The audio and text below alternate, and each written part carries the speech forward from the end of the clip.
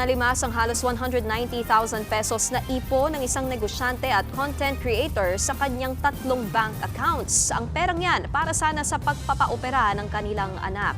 Narito express report ni Faith Del Mundo. Sobrang sakit lang kasi pinaghirapan ko yun.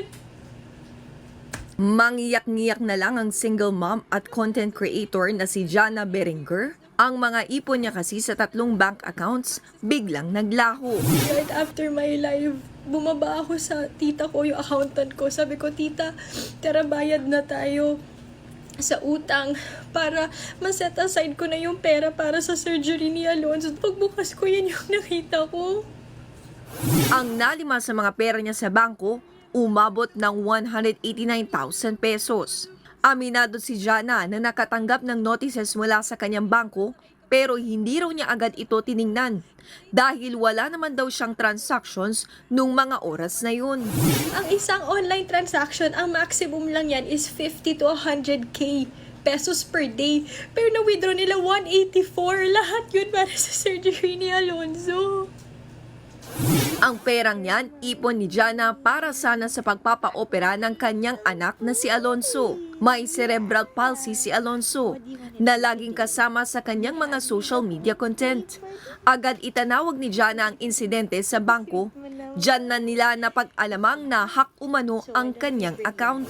Dahil sa QR code, ano yung sistema na yun? Nag-access daw ako ng link, nag-access ako ng OTP. Paano? I was with Alonzo the whole afternoon. Nag-file na siya ng dispute sa naturang bangko. Sumagot naman ito sa isang pahayag. Sabi ng bangko, iniimbestigahan na nila ang insidente at nakikipag-ugnayan na kay Jana. Nangako silang re-resolbahin ang issue sa lalong madaling panahon.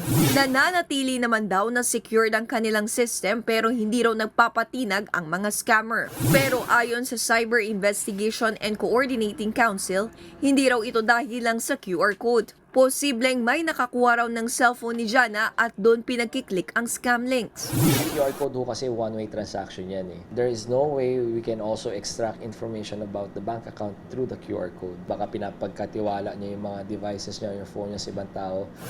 Tinawag namang hindi patas at misleading ng talent agency ni Jana ang bangko para ipahiwatig na pagkakamali ng kanilang talent ang nangyaring scam. Maliwanag raw kasi na hindi isolated issue ang karanasan ni Jana. Deserve daw ni Jana at ng iba pang kliyente na maging ligtas ang pera nila sa bangko. Nagbabalita mula sa Frontline, Faith Del Mundo, News 5. Mga kapatid, Nikki de Guzman po. Para sa pasada ng mga rumaratsyadang balita, mag-follow at mag-subscribe na sa social media pages ng News 5.